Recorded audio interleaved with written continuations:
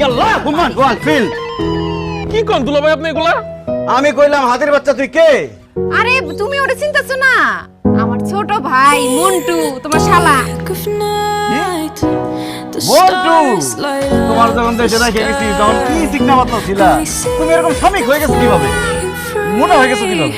আরে দুলা ভাই আর কইন না, সারাদিন মাঠে খাই আর ঘুমাই, খাইতে আর ঘুমাইতে ঘুমাইতে মোটা হয়ে গেছি। দুলা ভাই আমার মোবাইলটা না নষ্ট হয়ে গেছে। আরে তোমার যেটা মোবাইল লাগবে সেটা আমার জানাবে না তুমি? আমি তো আমার বোনের লিগে একটা মোবাইল নিয়ে আসছি, আমার সময় নিয়ে আসতে পারতাম না, কিন্তু জানা দিবা না তুমি?